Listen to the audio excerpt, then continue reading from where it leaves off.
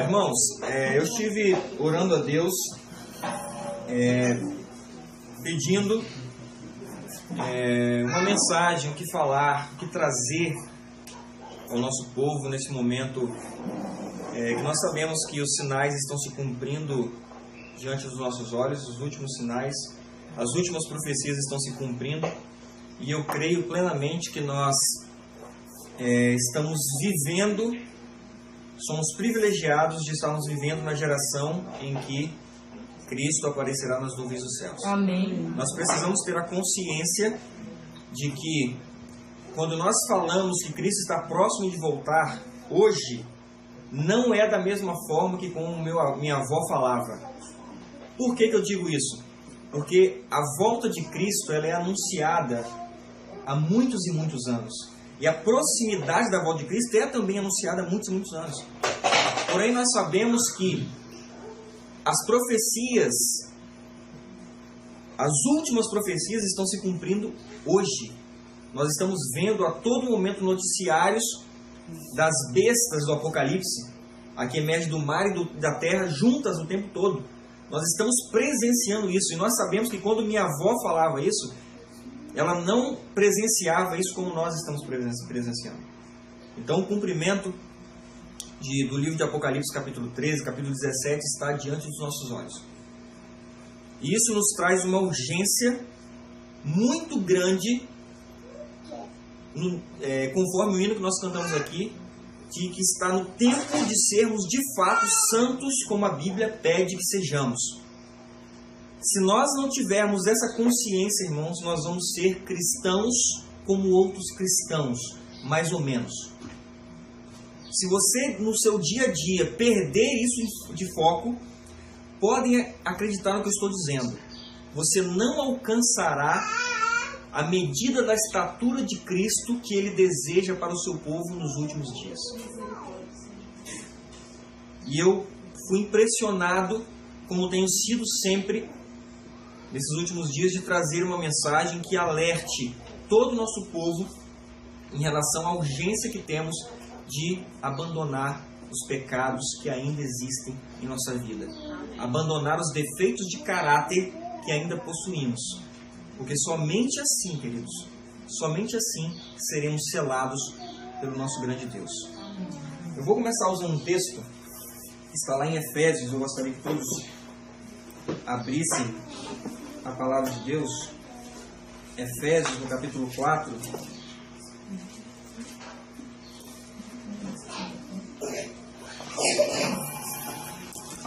A partir do verso 10.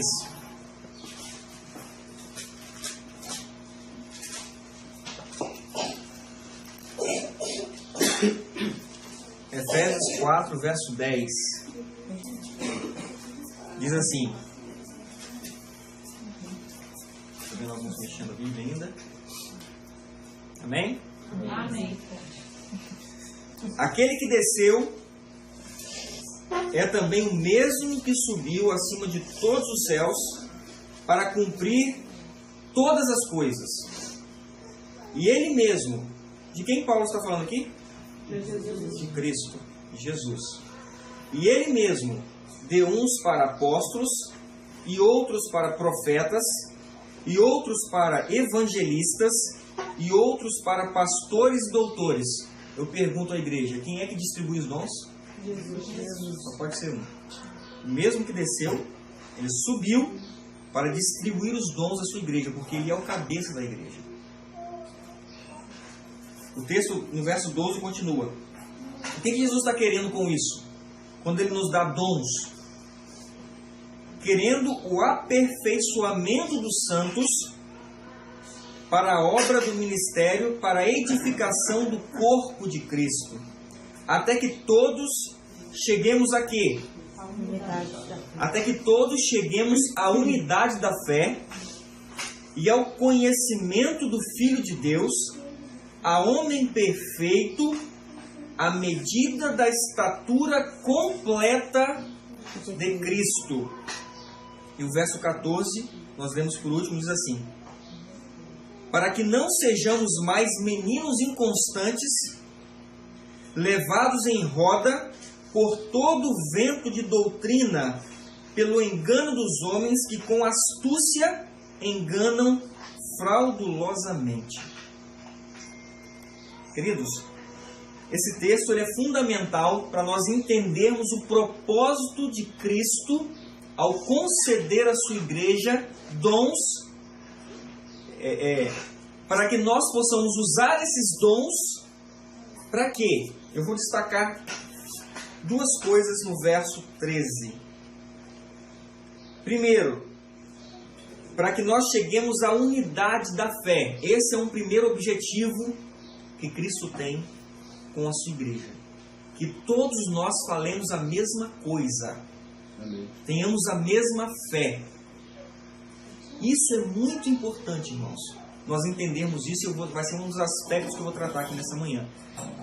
E o segundo aspecto, fala no final do verso 13, diz: para que nós cheguemos a homem perfeito e à medida da estatura completa de Cristo. Gravem essas duas coisas. O objetivo de Cristo para a sua igreja é que nós alcancemos a unidade da fé e nós alcancemos a estatura completa dele, o completo caráter dele. Por que estou dizendo isso? Primeiro nós vamos tratar da unidade da fé. Hoje nós somos atacados de todas as maneiras, por todos os lados, todos os ângulos, por ventos de doutrina. A internet está abarrotada de pessoas que se levantam trazendo algo novo para o povo que está acordando quanto à mensagem da adoração. Preste atenção no que eu estou dizendo. Eu não estou falando de ventos de doutrinas que atacam as organizações. Não estou dizendo isso.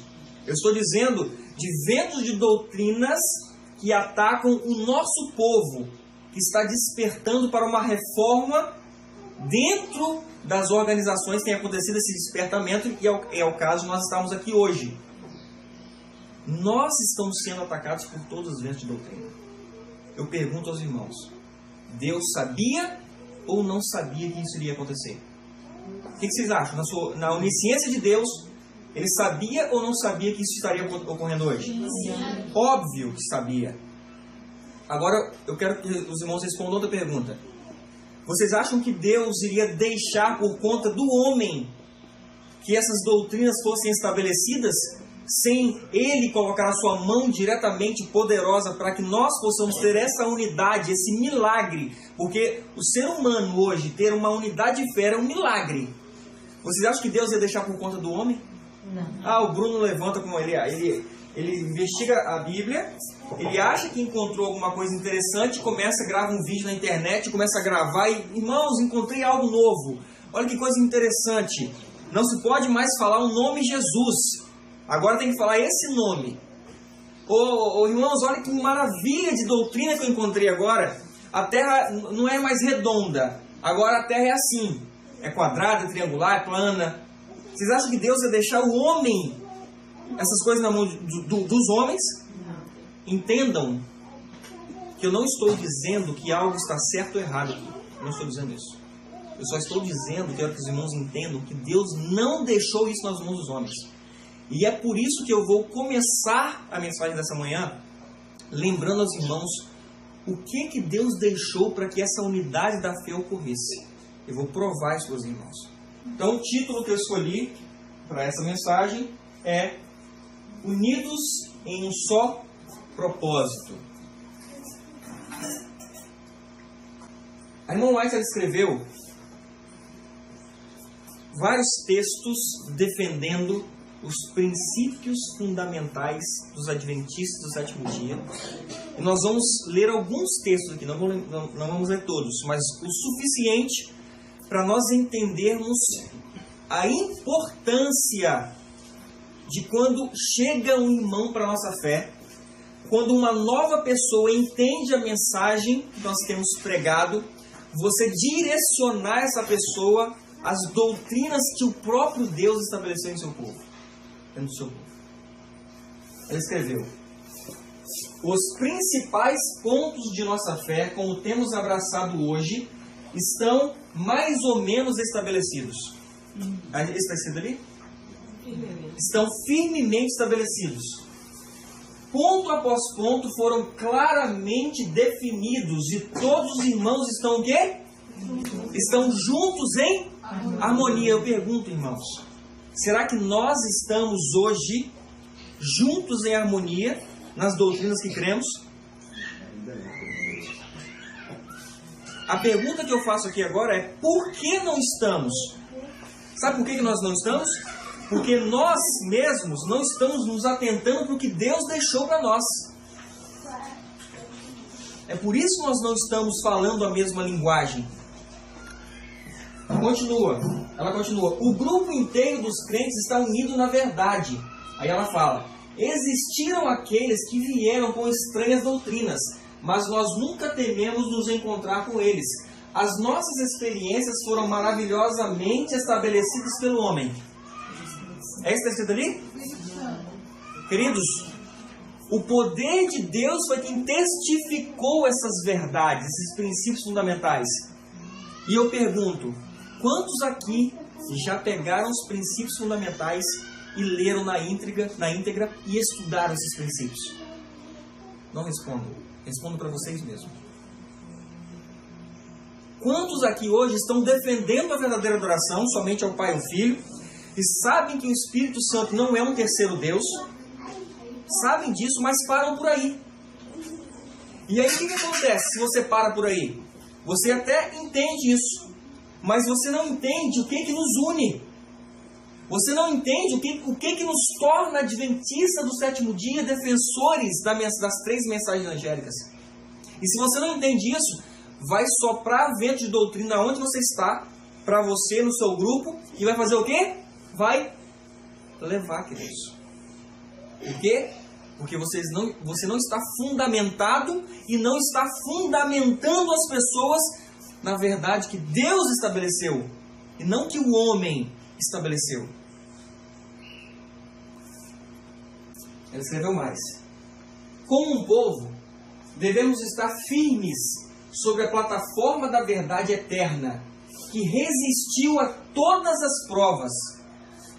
Devemos atê-los aos seguros pilares de nossa fé. Os princípios da verdade que Deus nos revelou.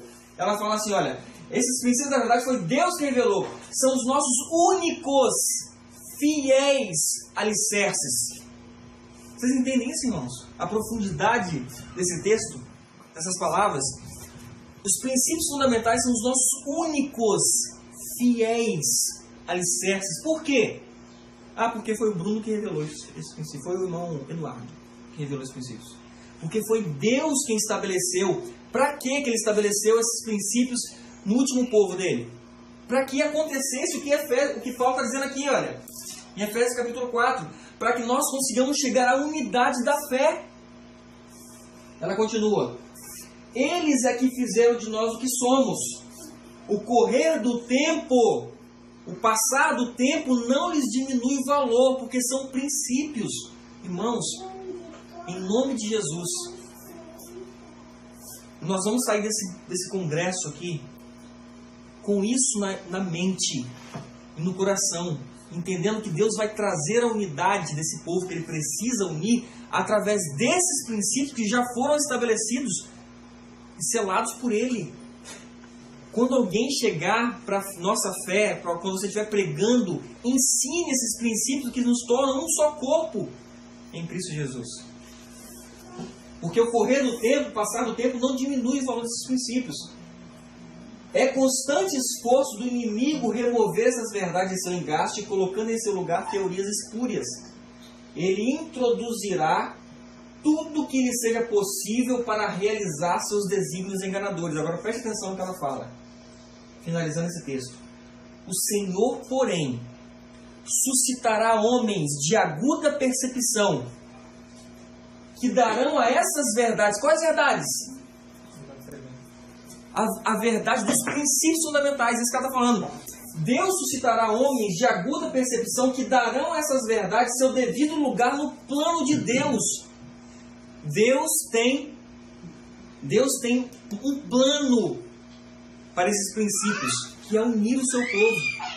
Deus quer suscitar homens de aguda percepção que coloquem esses princípios no lugar que Deus colocou, para que nós não venhamos a ser agitados por vento de doutrinas, irmãos. Eu tenho certeza que todos aqui têm experiências de que em algum momento tinha alguém do seu lado, adorando junto com você, e de repente entrou um vento de doutrina que não está nos princípios fundamentais, e colocaram esse vento de doutrina, essa doutrina, como algo que separe o povo. E aconteceu em algum momento essa separação, por causa de um vento de doutrina que não está nos princípios. E como o povo veio para o grupo e não foi alicerçado, não entendeu isso aqui ainda, aí qualquer coisa vai. Ah, nossa, que maravilha, que revelação nós tivemos. Que revelação. E aí o que acontece? Divide.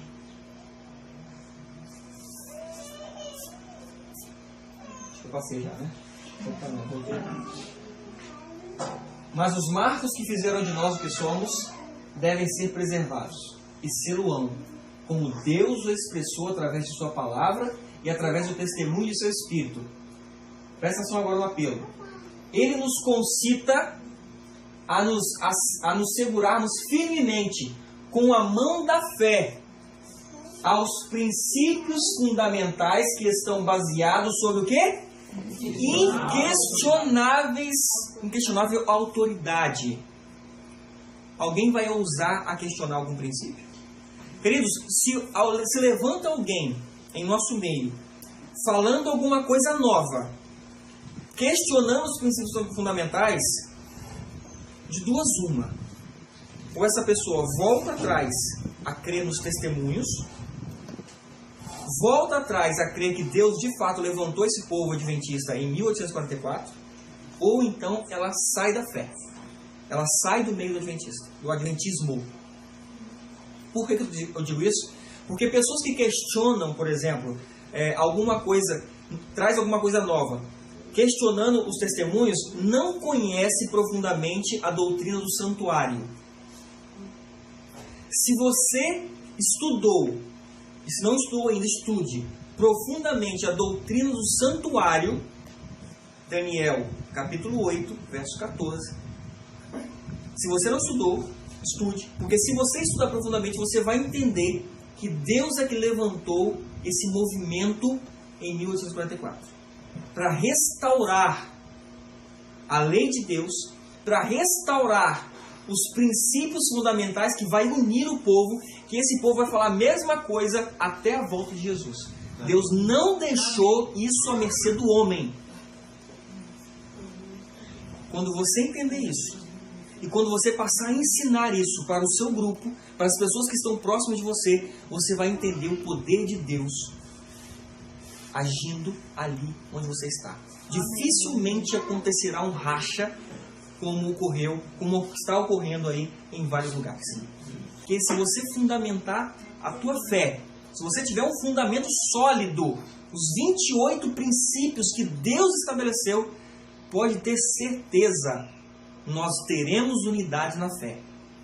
Por todo o planeta, porque Deus estabeleceu esses princípios.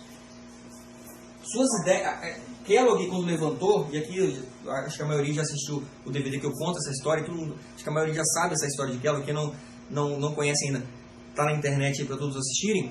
Kellogg foi levantado por Satanás justamente para atacar esses princípios, porque Satanás sabe que são essas doutrinas que vai unir o povo de Deus. E aí ela escreveu para Kellogg: suas ideias são tão místicas que são destrutivas para a verdadeira essência. E as mentes de alguns estão ficando confusas sobre o quê? Sobre os fundamentos da fé, de nossa fé. Se permitir que sua mente fique assim desviada, dará um molde errado ao trabalho que nos tem feito o que somos, adventistas do sétimo dia. Se nós somos hoje adventistas do sétimo dia, é porque Deus estabeleceu uma fé que qualquer pessoa que se identifica com essa fé é que se torna adventista do sétimo dia. Não é assim, eu sou adventista. Não. Deixa eu ver se você é adventista. Doutrinas. Você crê nessas? Então, porque Deus estabeleceu essas doutrinas para saber se você faz parte do povo que Ele levantou para trazer a última mensagem. É assim que fundamenta. É por isso que hoje nós temos a certeza de que essas organizações que estão aí, que se dizem que tem o nome de adventista, não são. Por quê? Porque eu olho para os princípios fundamentais, os 28 que Deus estabeleceu. Lá, da mensageira dele, confirmando esses princípios, e eu olho para as doutrinas de hoje, não são as mesmas. Então eu posso ter a certeza de que essa organização de hoje não é a mesma que Deus estabeleceu. Entende como é importante termos um parâmetro? Porque se você não tiver um parâmetro bem estabelecido, qualquer pessoa vai pegar as escrituras e vai aplicar do jeito que ela quiser. E eu garanto para vocês, Satanás consegue enganar muitos usando a Bíblia. Porque se não fosse assim, queridos, o mundo inteiro guardava o sábado. A maioria das religiões hoje não guardam o sábado. Não guardam o sábado nem a lei. Porque acham que alguns textos aqui foram... eles distorcem alguns textos aqui para dizer, não precisa não. Isso é coisa de judeu. Isso é coisa do passado. E milhões seguem. Mas Deus não deixou isso acontecer com o seu último povo. Por isso Ele levantou o espírito de profecia, os testemunhos, para que nós tivéssemos um norte por Ele mesmo. Porque a Bíblia diz o seguinte: se não há profeta, o povo faz o quê? Sem profecia, o povo se corrompe. Isso é maravilhoso, irmãos, nós entendemos isso. E aqui para finalizar essa parte, eu vou ler 2 textos, para vocês entenderem a importância de nós termos esse fundamento. Leonardo escreveu: ao recapitular a nossa história passada, havendo percorrido todos os passos de nosso progresso até o nosso estado atual, posso dizer: louvado seja Deus! Quando vejo o que Deus tem executado, encho-me de admiração e de confiança na liderança de Cristo. Nada temos a recear quanto ao futuro, ela fala. A menos que façamos o quê? Que esqueçamos a maneira que o Senhor nos tem guiado e os ensinos que nos ministrou no passado. Somos agora um povo forte, se pusermos nossa confiança em quem? No Senhor, pois estamos lidando com as poderosas verdades da palavra de Deus. Temos tudo a agradecer. Amém. Amém, irmãos? Vocês entenderam a profundidade disso, irmãos? Nós só seremos um povo unido se nós entendermos que Deus é quem estabeleceu essas doutrinas, esses princípios. É Deus quem tem guiado, não é o homem. Eu não posso me levantar aqui para vocês trazendo algo novo, achando que eu tenho autoridade para isso, porque Deus não deu autoridade, a não ser que eu prove para vocês que eu sou um profeta, que Deus me escolheu, está me dando visão e sonho agora, porque foi assim que foi estabelecidas essas doutrinas. Tenho certeza que todos já estudaram.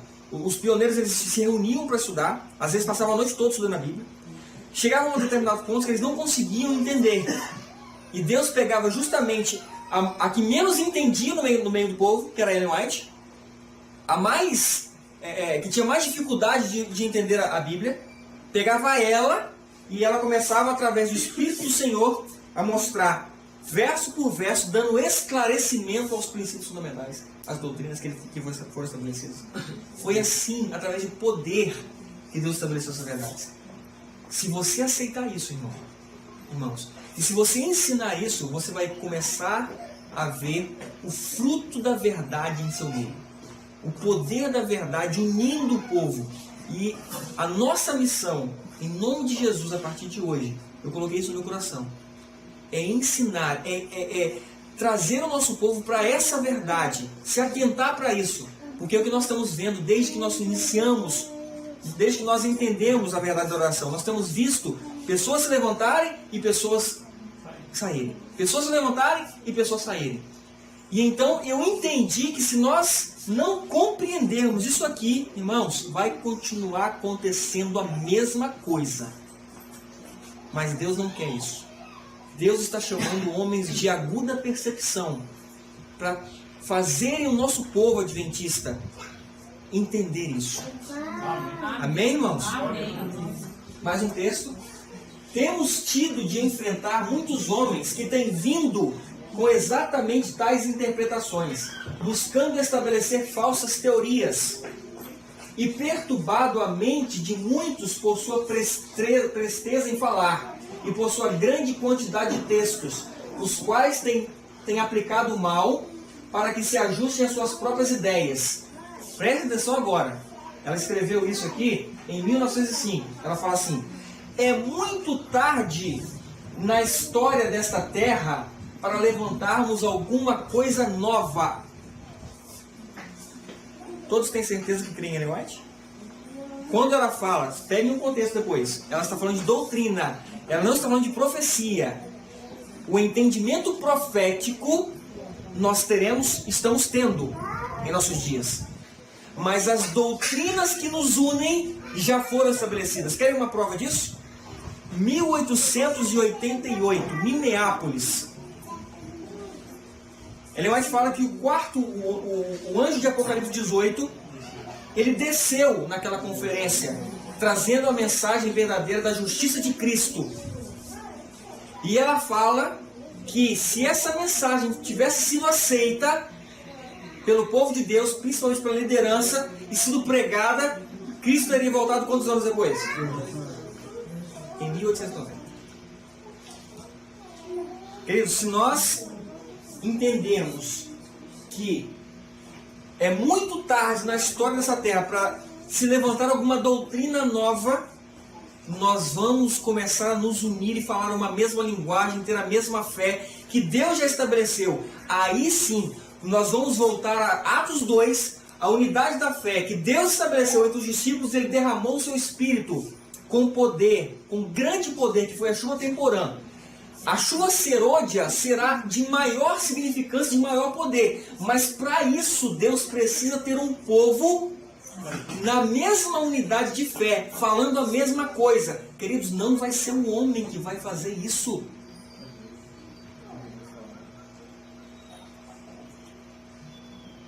Entendam isso, irmãos, em nome de Jesus. Ensinem isso aonde vocês forem. Amém. Estabeleçam as pessoas que Deus está despertando para a verdadeira adoração. Coloquem um fundamento para elas. Se vocês colocarem bem esse fundamento, podem ter certeza, Deus vai atuar em nosso meio como nunca atuou antes. Amém. Amém.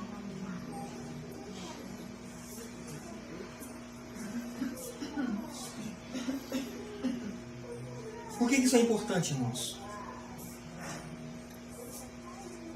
Nós vamos passar agora para a segunda parte aqui de Efésios 4.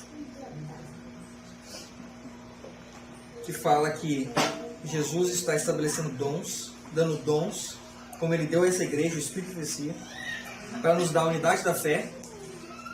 No final do verso 13 de Efésios 4, capítulo 4, verso 13, diz que para que nós cheguemos a homem perfeito e à medida da estatura completa de Cristo. Todos querem que Jesus volte logo? Sim. Amém? Amém. Estamos cansados deste mundo. Como o Bruno pregou ontem aqui muito bem, naquela ilustração e contrastes dos mundos de hoje, nós estamos cansados desse lixo que o homem fez do mundo perfeito que Deus criou. O homem pecador transformou o mundo perfeito de Deus em um lixo. Nós vimos isso ontem. E a tendência é só piorar, e nós estamos cansados. Nós queremos que Cristo, só há um que poderá resolver isso, queridos. É o Filho de Deus.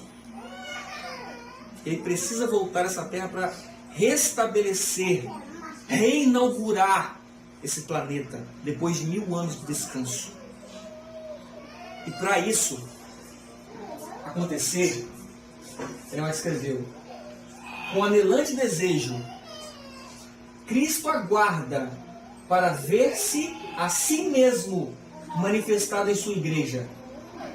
Quando o caráter do Salvador for perfeitamente reproduzido em seu povo, então ele virá reclamar os seus.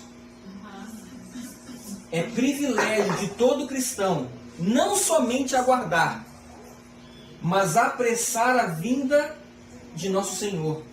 Estivessem todos quantos lhe professam o nome, dando frutos para a sua glória, quão pronto o mundo inteiro estaria semeado com o Evangelho. Nós sabemos que para Cristo voltar a essa terra, o Evangelho precisa ser pregado a todo povo, língua, nação, em todos os cantos dessa terra. Sabemos disso. Queridos, mas para isso acontecer, só vai acontecer com o derramamento da chuva serôdia, o derramamento do Espírito Santo. Só que para derramar o Espírito Santo, Deus precisa de um povo que tenha o caráter de forma perfeitamente reproduzida, o caráter dele de forma perfeitamente reproduzida em nós. E é aqui que nós vamos falar um pouquinho mais nessa manhã. Abra a Bíblia em João.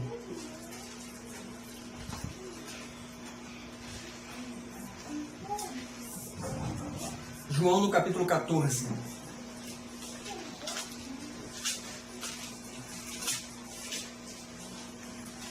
João capítulo 14, capítulo 15, capítulo 16 e capítulo 17 são as últimas mensagens de Cristo quando ele esteve nessa terra.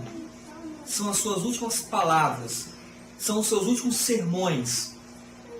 Ele sabia que em breve, poucos dias depois, ele estaria sendo crucificado.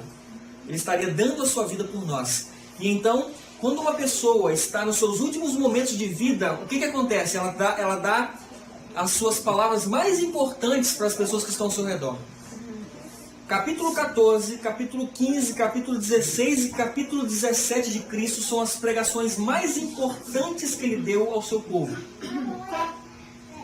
Se vocês estudarem esses 4 capítulos, vocês vão entender que Cristo está falando do Consolador.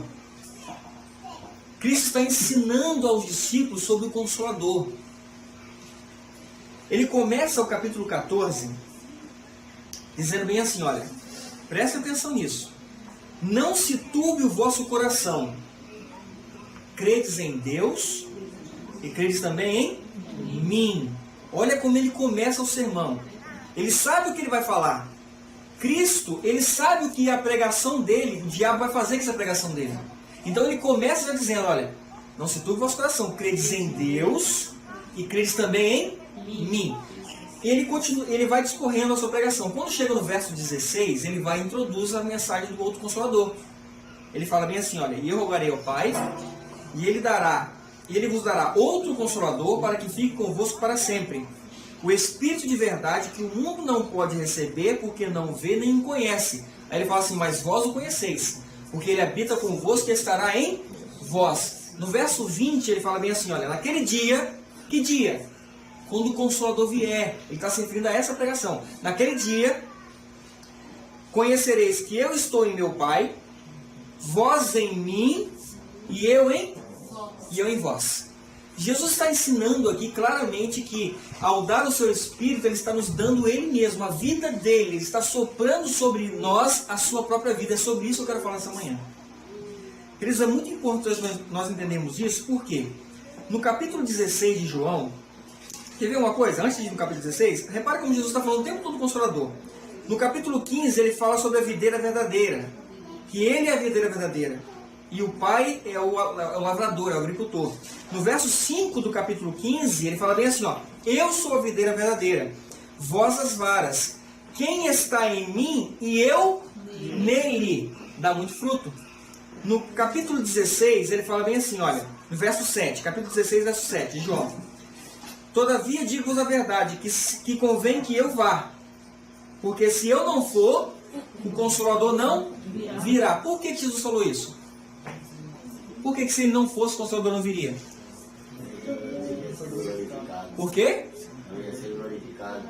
Porque ele iria ser glorificado, mas ele estava limitado pela humanidade, pela natureza humana. E então, quando ele foi ao céu, recebeu do Pai a glória que ele tinha antes de existir o mundo, e então ele voltou à terra. Capítulo 20 de João. O que ele faz quando ele volta aqui na terra? Capítulo 20, verso 20. João 20, verso 20. Diz assim, E dizendo isto, mostrou-lhes as suas mãos e o lado, de sorte que os discípulos se alegraram vendo o Senhor.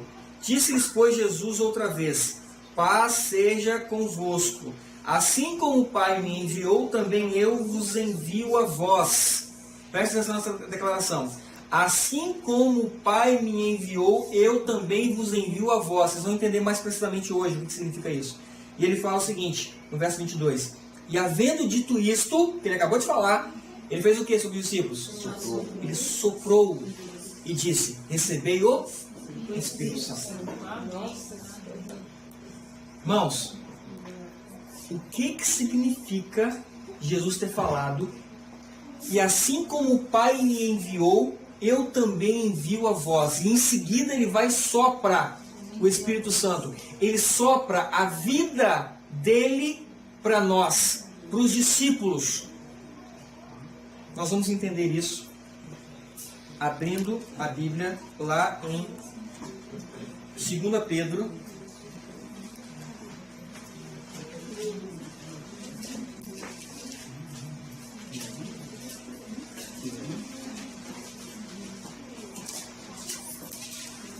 Segunda Pedro, capítulo 1, versos 3 e 4. Todos acharam? 2 Pedro 1, verso 3 e 4 diz assim: visto como o seu divino poder nos deu tudo o que diz respeito à vida e piedade, pelo conhecimento daquele que nos chamou pela sua glória e virtude, preste atenção agora, pelas quais ele nos tem dado grandíssimas e preciosas promessas, para que por elas fiqueis participantes de quê, irmãos? Repete isso para mim, por favor. Para que pelas promessas que Deus tem nos dado, pelas preciosas promessas, nós fiquemos participantes de quê? Da natureza divina, havendo escapado de quê? Da corrupção que pela concupiscência há no mundo. Queridos, quando Cristo assopra o Espírito Santo sobre os seus discípulos, ele está transmitindo aos discípulos a sua natureza divina. Para que isso, irmãos? Para que a corrupção que existe em nosso coração, que nos faz ter propensões pecaminosas, seja arrancada de nós. E então nós possamos alcançar a plenitude do caráter de Cristo. E então nós possamos alcançar a vitória que Cristo obteve quando esteve nessa terra. Queridos, meus amados irmãos, se nós não entendermos que nós hoje podemos ser participantes da natureza de Cristo, a natureza divina de Cristo, nós nunca vamos conseguir vencer o pecado. Nós vamos continuar lutando, nós vamos continuar achando que podemos, nós vamos continuar concordando que podemos, mas nós nunca venceremos as tendências pecaminosas que temos se nós não colocarmos na medula do nosso cérebro essa verdade. Tem Pedro quanto mesmo? Hã? 2 Pedro 1, versos 3 e 4. Nós podemos participar e ter a natureza divina de Cristo. Isso é a justiça de Cristo em nós. Nós cansamos de pregar, nós cansamos de falar que nós sozinhos não podemos defender, não podemos vencer o pecado. Falamos ou não falamos? Sim. Nós sozinhos não podemos obedecer a Deus e a sua lei. Falamos ou não falamos? Sim. Mas muitas vezes nós estamos falando e não estamos entendendo o que é Cristo em nós. Cristo em nós significa a natureza divina dele no ser humano. Quando em Ezequiel 36, 27, Deus fala que ele porá em nós o seu Espírito, ele está falando que porá em nós a vida vitoriosa de Cristo. Quando Paulo falou em Gálatas 2,20, não sou eu mais quem vivo, mas é Cristo que vive em mim, ele está falando que ele entendeu e aceitou a natureza divina de Cristo nele. Amém. Irmãos, eu vou mostrar isso para vocês agora. Abram mais a Bíblia em Romanos, por favor, capítulo 7. Romanos, capítulo 7.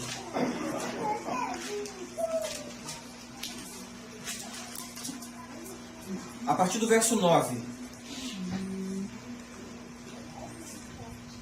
Esse texto aqui que nós vamos ler, infelizmente, muitos na igreja hoje, nas organizações religiosas, eles usam esse texto aqui para desculpar o pecado, para desculpar a derrota do ser humano, dizendo que Paulo aqui, que nós vamos ler, era um derrotado.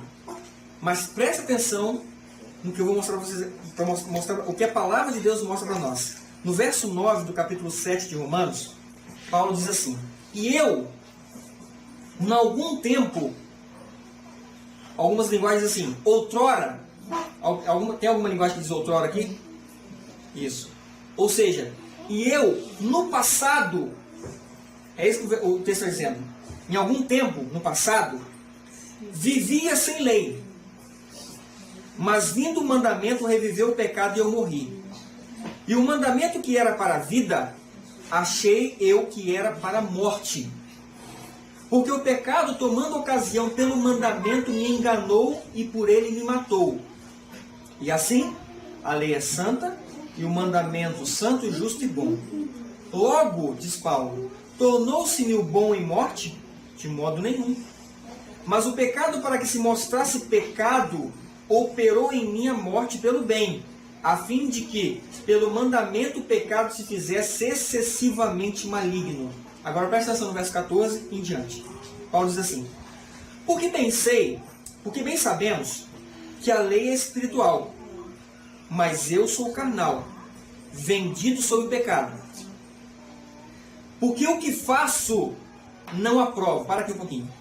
Paulo fala assim: porque o que faço não aprovo. Vamos aprender a diferenciar isso aqui. Paulo fala assim: porque as minhas atitudes, eu sei que estão erradas, eu não aprovo. Ele fala. Verso 15. Pois o que quero, isso não faço, mas o que aborreço, isso faço. Observe. O que quero, o que eu sei que é certo, ele fala assim, isso não faço. Mas o que eu sei que é errado, o que eu aborreço, isso eu faço. Queridos, olhem para mim aqui e digam para mim. Poderia Paulo saber, por exemplo, que ele sabe, todo mundo sabe aqui que mentir é pecado. E ele fala assim, eu sou um mentiroso. Eu sei que mentir é pecado, mas eu sou um mentiroso. É isso que Paulo está dizendo? Paulo está dizendo isso do velho homem. O homem sem a natureza divina. O homem sem Cristo, ele é assim. Ele sabe, podem perguntar, muitos eles sabem, que matar é errado, é terrível, mas mesmo assim, matam. Muitos sabem aí que adulterar é terrível, mas mesmo assim, adulteram. Paulo aqui está descrevendo o homem sem a natureza divina. Ele não está descrevendo ele. Conseguem compreender? Irmãos, isso aqui, o entendimento dessa mensagem, desse texto, se os irmãos continuarem lendo, vocês vão ver que Paulo descrevendo esse homem derrotado. E aí no verso 24 do capítulo 7, Paulo fala bem assim, miserável homem que sou, quem me livrará do corpo desta morte? Aí no verso 25 ele vai falar, quem livra? Dou graças a quem? A Deus por quem? Por Jesus Cristo nosso Senhor. Assim que eu mesmo com o entendimento sirvo a lei de Deus, mas com a carne a lei do pecado. Eu pergunto, Paulo está dizendo que ele é carnal ainda? Ele está descrevendo o velho homem. O verso 23, irmão, deixa mais claro ainda. ó só, mas vejo nos meus membros outra lei, que batalha contra a lei do meu entendimento, olha só a palavrinha, e me prende. A palavra prende. Paulo está falando de um homem preso. Isso, debaixo da lei do pecado. Preso debaixo da lei do pecado que está no meu membro. Isso. Agora, o homem nascido de novo, ele não mais está preso debaixo da lei do pecado. Capítulo 8, verso 2. Porque a lei do Espírito de vida em Cristo Jesus me livrou da lei do pecado e da morte. Então, este homem de Romanos 7 é um homem escravo do pecado. Exato. Não é um homem convertido, não é a experiência de um homem nascido de novo. Exatamente. Aí, agora vai a pergunta para mim e para você. Tem algum pecado que ainda te prende? Tem algum defeito de caráter que ainda prende a mim e a você? Se há, é porque nós não entendemos essa mensagem. Se ainda existe alguma coisa que você acha, que você acredita, que você não pode vencer, ou que você vem lutando há anos e não conseguiu ainda, pede perdão e volta, pede perdão e volta a praticar. É porque você ainda não entendeu a plenitude dessa mensagem. Você ainda não entendeu que você pode, em nome de Jesus, ter a natureza divina de Cristo em você para te dar a vitória. Queridos, quando nós conscientemente, de forma racional, entrarmos na batalha contra o pecado, sabendo dessas promessas, revogando essas promessas de Deus, aí Cristo terá um povo perfeito que vai reproduzir perfeitamente o caráter dele. Amém. Não há como obter vitória sem termos essa consciência de que quando nós oramos pedindo, Senhor, dá-nos o teu Espírito, você está pedindo para Ele colocar dentro de você a natureza vitoriosa de Cristo. É por isso que eu poderia entrar vários textos da irmã White que fala isso, mas quando Cristo sopra sobre nós o seu Espírito, Ele está transmitindo a sua vida para nós. Ele está transmitindo essa vida vitoriosa. É por isso que ele falou que se ele não fosse, o Consolador não viria. Porque Cristo hoje, irmãos, ele tem a natureza humana e divina combinadas nele. Todos sabem disso? Amém. Sim, amém. Já viram isso na Bíblia? Só na Bíblia? O Testemunhos fala isso claramente, mas já viram isso na Bíblia? Não. Vamos ver então? Sim. É simples, na verdade nós já vimos, só que às vezes a gente não se atenta. 1 Timóteo 2,5, exatamente isso. Porque há um só Deus e um só mediador entre Deus e os homens, Jesus Cristo, o quê? Jesus Cristo, homem. Quando a Bíblia diz assim, Jesus Cristo, homem, está mediando, ele está dizendo que Cristo tem a natureza humana ainda. Lá em Marcos capítulo 13, vamos lá, Marcos capítulo 13, como que Jesus vai voltar? 13:26, Marcos 13:26, diz assim, Marcos capítulo 13:26,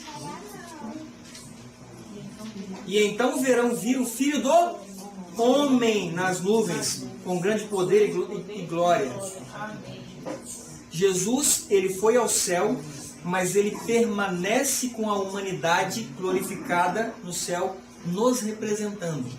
Mas, porém, a Bíblia diz também, Apocalipse, abre lá Apocalipse, que ele é o Filho do Homem, mas ele também é Apocalipse 2, verso 18. Apocalipse 2, verso 18. Diz assim: e ao anjo da igreja de Tiatira escreve: isto diz o Filho de Deus, que tem os seus olhos como chama de fogo e os pés semelhantes a latão reluzente. Esse aqui é o Jesus que estava aqui na terra? Não. Pode ser com os olhos de chama de fogo? Não, claro que não. Esse é o Filho de Deus, natureza divina. E foi por isso que ele falou, se eu não for e receber essa natureza, poder usá-la e transmitir a vocês, o Consolador não virá. É isso que Jesus estava nos ensinando. É por isso que os últimos versos, os últimos capítulos de João, as últimas mensagens dele são exatamente isso. Abram lá, voltem a João, capítulo 17 agora.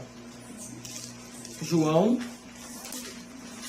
capítulo 17, verso 22.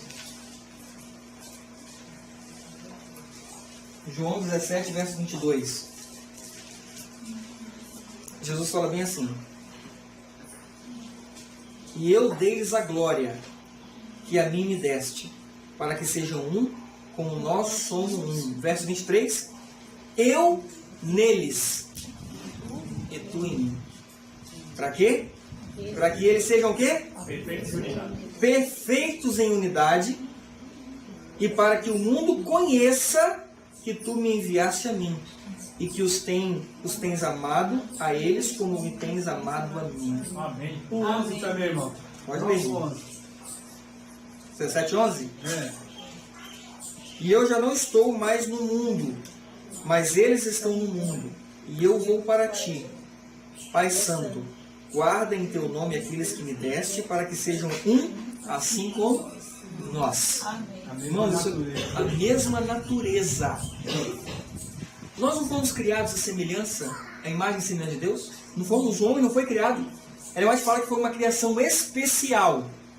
Quando o pecado entrou lá com Adão e Eva, o homem perdeu essa natureza divina. Quando Jesus vem com a nossa natureza e vence o pecado, ele resgata o direito de dar-nos novamente essa natureza vitoriosa que Adão tinha antes do pecado. E é com essa natureza divina que Cristo vai vir reclamar quando ele tiver um povo perfeitamente refletindo esse caráter. Com essa natureza, ele tiver um número, que nós sabemos que está em Apocalipse capítulo 7, capítulo 14.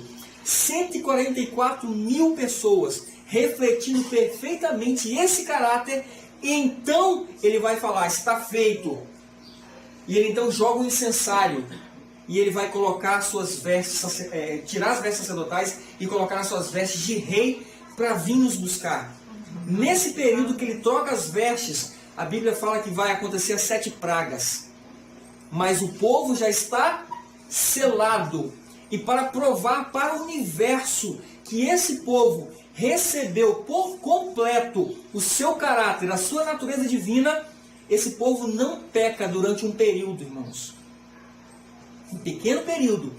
Mas esse povo terá que viver uma vida santa, sem intercessor no céu. E sabe qual é o trabalho que Cristo mais almeja fazer nesse momento? É preparar esse povo, irmãos.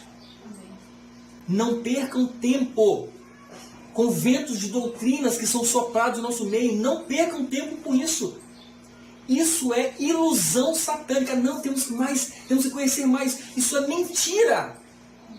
Deus já estabeleceu as verdades no meio do seu povo. Temos que estudá-las, conhecê-las, saber defender essas verdades. E ao mesmo tempo, entender essa mensagem de que a justiça de Cristo é a natureza divina dele implantada em cada um de nós, para que nós possamos então refletir esse caráter e ele possa dizer: está feito, terminou a minha obra. E agora eu tenho um povo que vai provar para Satanás e suas hostes, vai provar para todos os anjos não caídos, vai provar para todo o universo não caído que Cristo e para que Deus, o Pai e seu Filho são justos, porque esse foi um dos questionamentos lá no céu.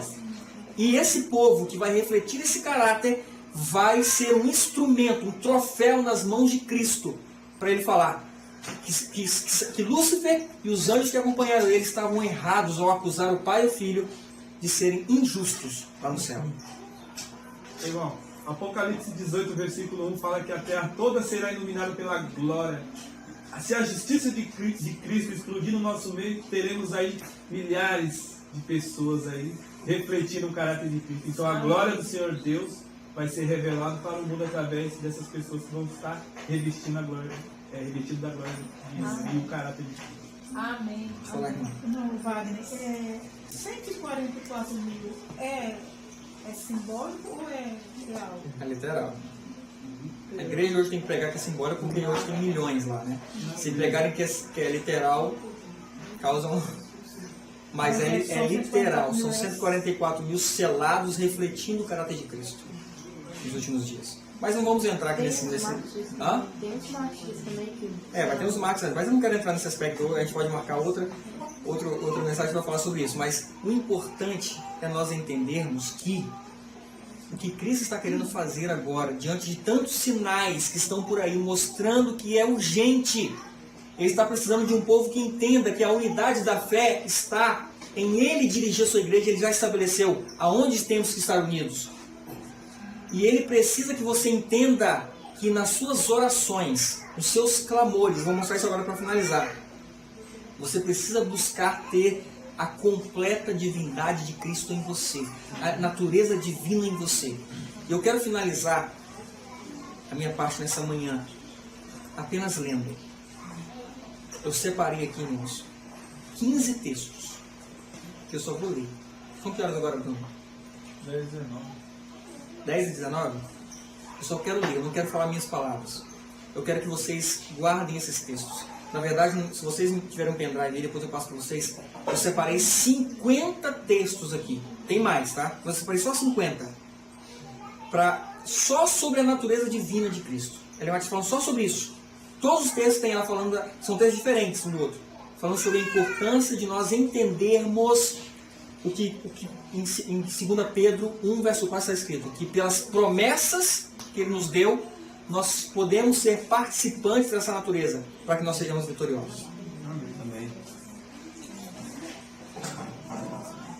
Por que é importante nós entendermos isso? Diz Ellen White: os que hão de receber o selo do Deus vivo e ser protegidos no tempo de angústia devem refletir completamente a imagem de Jesus. Efésios 5, 27 fala que a igreja que Ele vai vir buscar, que somos nós mesmos, para apresentar-se a si mesmo, igreja gloriosa, sem mácula, nem ruga, nem coisa semelhante, mas santa e irrepreensível. Essa é a igreja que Ele está vindo buscar. A influência do tentador não deve ser considerada desculpa para a má ação. Presta atenção agora, irmãos. Satanás rejubila quando ouve os professos seguidores de Cristo apresentarem desculpas quanto à sua deformidade de caráter. São essas escusas que levam ao pecado. Não há desculpas para pecar.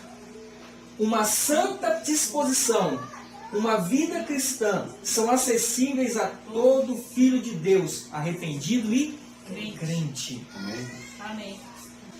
O Salvador tomou sobre si as enfermidades humanas e viveu uma vida sem pecado, a fim de os homens não terem nenhum temor que, devido à fraqueza da natureza humana, eles não pudessem vencer. Cristo veio para nos tornar participantes da natureza divina, e sua vida declara que a humanidade unida à divindade faz o que, irmãos? Eu vou ler 3 textos agora para os irmãos aprenderem como buscar essa natureza. Vocês entenderam agora a importância? Eu coloquei um texto, eu dou uma pausa neles e eu vou ler 3 textos que vai ensinar a cada um de nós a buscar essa natureza divina. Tá? Após a união com Cristo ter sido formada, ela só pode ser preservada por fervente oração e incansável esforço. Devemos resistir, devemos negar, devemos conquistar o eu, através da graça de Cristo. Por coragem, por fé, por vigilância, nós podemos ganhar a vitória. Um mero consentimento, Bruno, a essa união, enquanto as afeições não são separadas do mundo, seus prazeres e suas situações, somente encoraja o coração da desobediência. Ah, eu sei que pode, eu sei que eu posso alcançar. Aí você faz a oraçãozinha papagaio de manhã, a oraçãozinha papagaio da noite e vai dormir. Aí você chega na internet, né, para os irmãos, olha, a Trindade é falso, tá? Não adora não. A igreja adventista está apostatada, tá bom? Aí você faz sua oraçãozinha papagaio de manhã, sua oraçãozinha papagaio de noite e vai dormir. Continue assim. Ótimo. Está satisfazendo o inimigo. Ah, o sábado é verdade. Chega para um pentecostal, olha, no negócio de domingo, isso é marca da besta. Sábado é verdade. faz sua oraçãozinha, papagaio de manhã, de noite, vai dormir. Continue assim. Tá ótimo. Você nunca fará parte do povo dos últimos dias. Ela diz assim, ó, presta atenção agora. Eu vi como esta graça poderia ser obtida. Vá ao seu quarto, olha os detalhes, irmãos. Vá ao seu quarto e lá, sozinho, pleiteie com Deus. Crie em mim, ó Deus, um coração puro.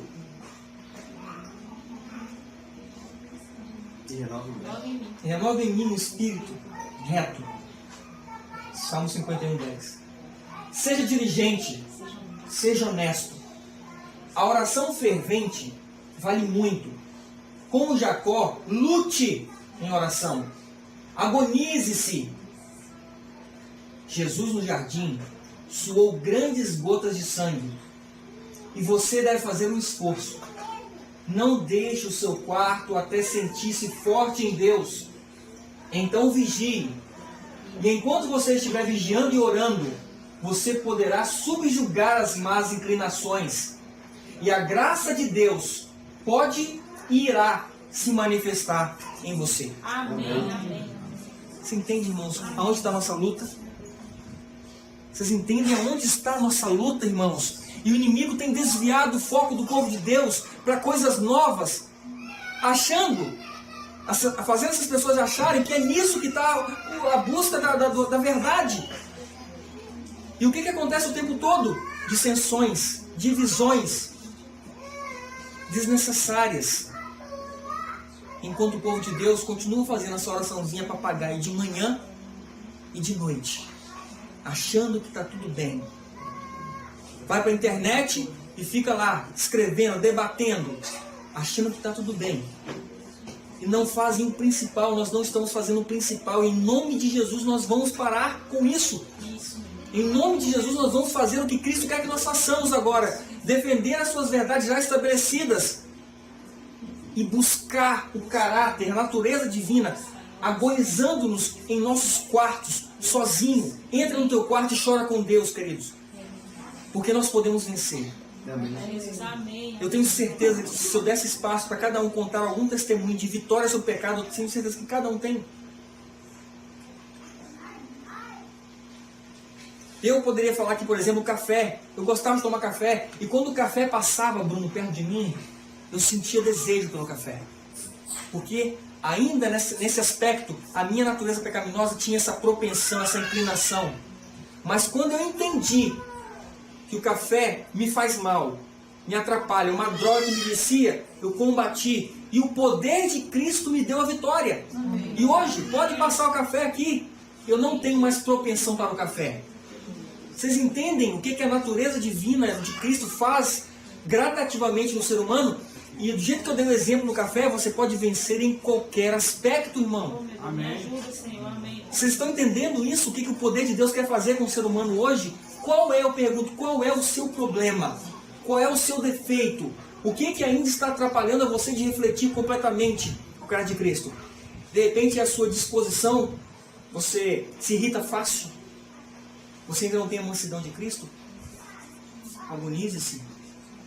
Vá para o quarto. Não importa o que é, irmãos. Não há desculpa para pecar. Vou avançar. O amor que Deus revelou pelo homem está além de qualquer computação humana. É infinito. E o instrumento humano que participa da natureza divina amará como Cristo amou e trabalhará como Ele trabalhou. Não deveria o povo de Deus ter mais frequentemente santas convocações em que agradecer a Deus suas preciosas bênçãos? Não encontraremos tempo para louvar a Deus pelo descanso, a paz e a alegria que nos dá, e para tornar manifesto, mediante diárias ações de graças, que apreciamos o grande sacrifício feito em nosso favor, a fim de podermos ser participantes da natureza divina? Adquirir a educação superior é tornar-se participante da natureza divina. Significa imitar a vida e o caráter de Cristo, de maneira a colocar-nos em posição vantajosa enquanto combatemos as batalhas da vida. Ter a natureza divina é colocar-se em posição vantajosa para as batalhas que cada um de nós temos que enfrentar dia a dia. Importa em obter diárias vitórias sobre o pecado. Ao buscarmos essa educação, temos como companheiros os anjos de Deus. Quando o inimigo vem como uma inundação, o Espírito do Senhor erguerá contra ele uma bandeira em nosso favor. Como Moisés, precisam aprender mansidão, humildade de coração e desconfiança do próprio eu. Nosso Salvador, quando suportando a prova pela humanidade, reconheceu que de si mesmo nada podia fazer. Também nós precisamos aprender que de si mesma a humanidade não possui força alguma. O homem só se torna eficiente ao partilhar da natureza divina. Se aproxima o Cristo deste mundo, disse Jesus, e nada tem em mim. Nada havia nele que correspondesse aos enganos de Satanás. Ele não consentia com o pecado, nem por um pensamento cedia à tentação. Aí ela fala algo muito forte, irmãos. O mesmo se pode dar conosco. A humanidade de Cristo estava unida à divindade. Estava habilitado para o conflito, mediante a presença interior do Espírito Santo. E veio para nos tornar participantes da natureza divina. Essa é a obra de redenção, irmãos. Enquanto a ele estivermos ligados pela fé, o pecado não mais terá domínio sobre nós. Deus nos toma a mão da fé e a leva a apoderar-se firmemente da divindade de Cristo, a fim de atingirmos a perfeição de caráter. Cristo nos toma a mão da fé e nos leva a apoderar-se firmemente de sua divindade, irmão, da sua natureza, para que possamos então alcançar o caráter dele. Os que em seu coração experimentam os efeitos da legítima conversão hão de em sua vida revelar os frutos do Espírito. Oxalá se persuadissem todos os que têm vida espiritual tão diminuta, de que a vida eterna só será concedida aos que quem? Aos quem? Fugindo às corrupções e concupiscências deste século. O meu e o seu coração naturalmente ele é corrupto, conforme Paulo descreve aqui em Romanos 7. Mas ele pode deixar de ser corrupto aqui nessa terra, quando você buscar de todo o teu coração a natureza divina de Cristo. O Espírito dele em você, por completo. E então, ele vai arrancar a corrupção do seu coração e do meu coração. E aí sim, ele vai voltar para nos reclamar.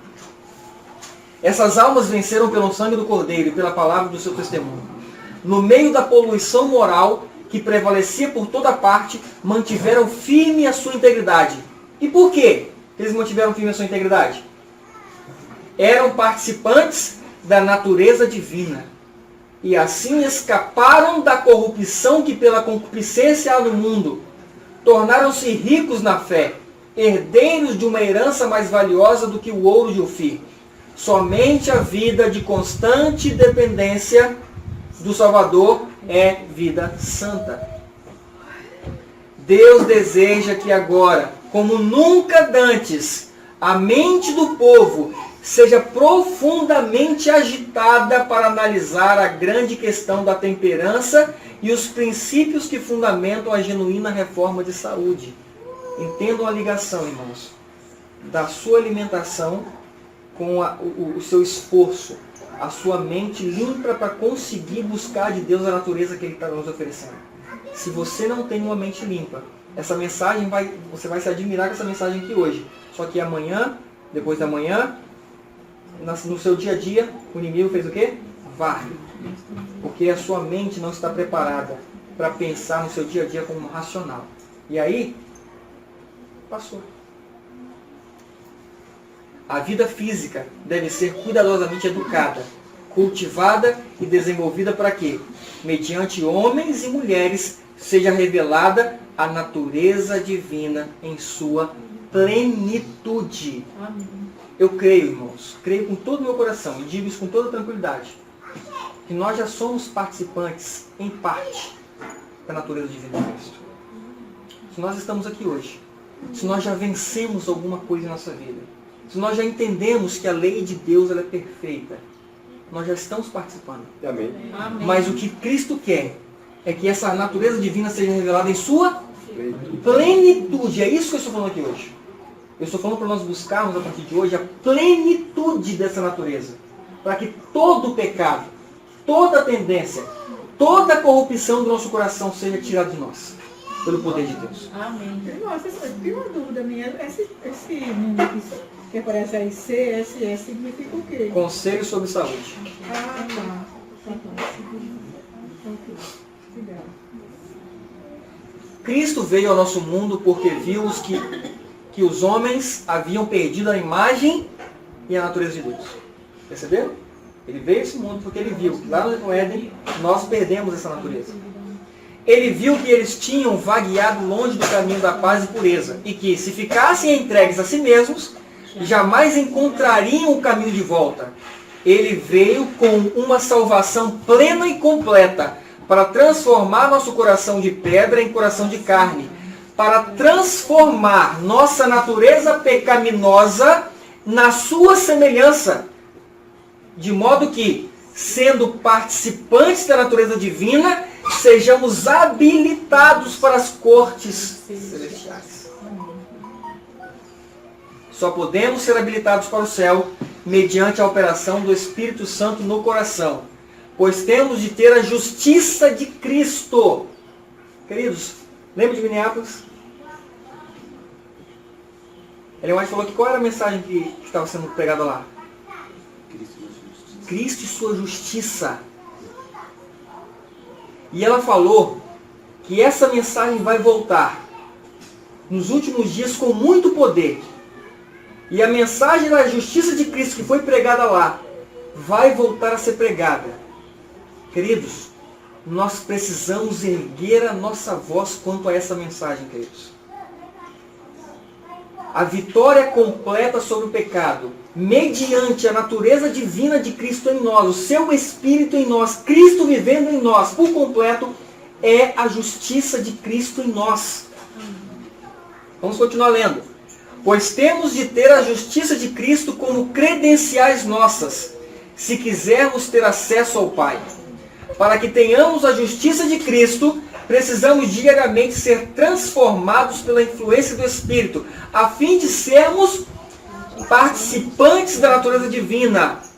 É obra do Espírito Santo enobrecer os gostos, santificar o coração e enobrecer o homem todo.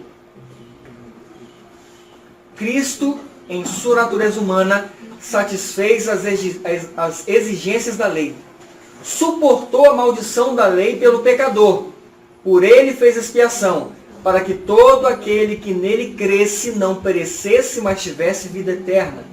A fé genuína apropria-se da justiça de Cristo, e o pecador é feito vencedor com Cristo.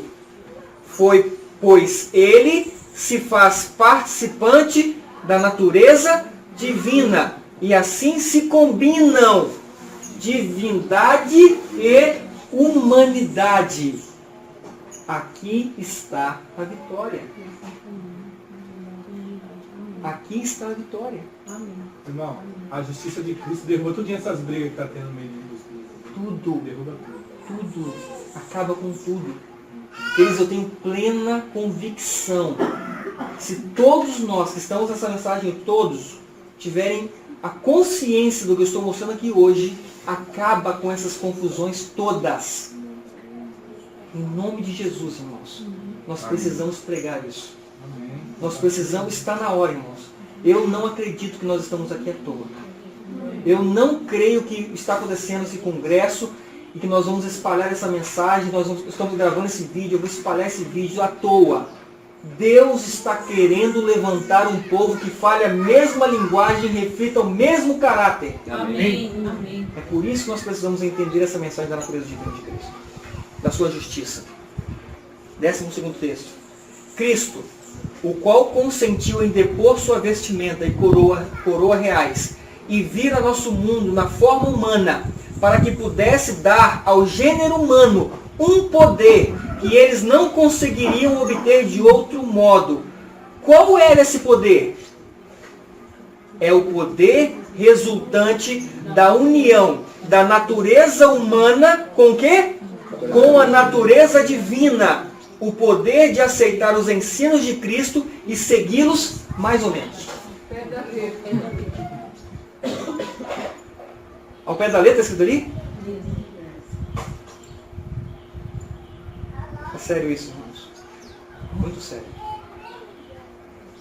Não dá para continuar brincando mais, irmãos. Não dá mais para continuar fazendo essas oraçãozinhas que a gente está fazendo. Pois a gente acaba com isso, irmãos. E começa a buscar a Deus como temos que buscar. Ou então, podem ter certeza, nós não vamos participar do céu. Nós vamos correr uma carreira cristã em vão. 1 Coríntios capítulo 9, verso 27, não precisa abrir, Paulo fala bem assim: esmurro o meu corpo e o reduzo à escravidão, para que, tendo pregado a outros, não venha eu mesmo a ser condenado. Paulo sabia que se ele não estivesse vivendo isso aqui que nós estamos mostrando aqui, se ele não estivesse buscando essa natureza, como ele buscou e alcançou, ele poderia ser um ótimo pregador, poderia estar viajando em todos os lugares pregando, poderia estar na internet debatendo à vontade, debatendo e defendendo a verdade, mas ele estaria pregando em vão.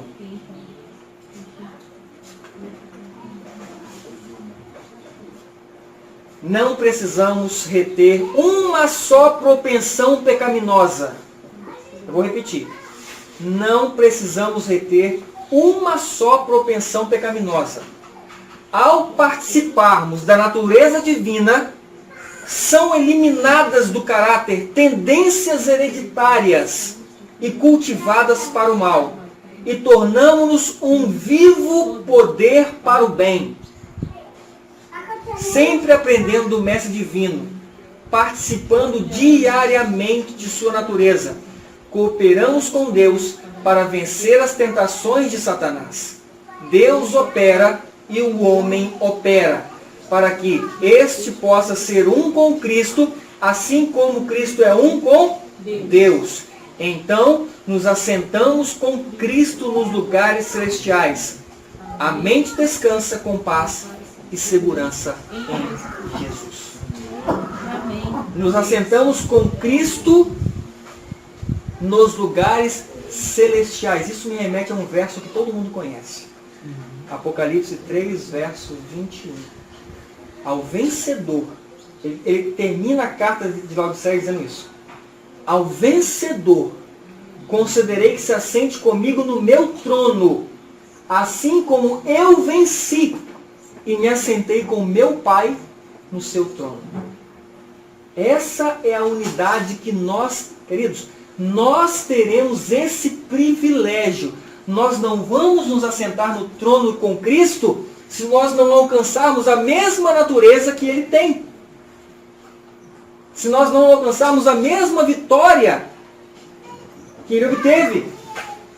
É por isso que ele finaliza a carta de Laodiceia com essas palavras. Porque o período de Laodiceia é esse período que estamos vivendo. Porém, os vitoriosos não serão laodiceanos. Os vitoriosos pertencem à igreja de Filadélfia. Amém. Amém. Tá, irmãos? Exatamente. O período que estamos é Laodiceia, mas os vitoriosos que vencem com Cristo são filadelfianos. Porque o selo de Deus está na carta da igreja De Filadélfia. Isso aí. Isso é outro estudo. Capítulo 3, verso 12. Exatamente. Mas Amém. entendem isso, irmãos? Isso é muito sério. A velha natureza, nascida do sangue e da vontade da carne, não pode herdar o reino de Deus.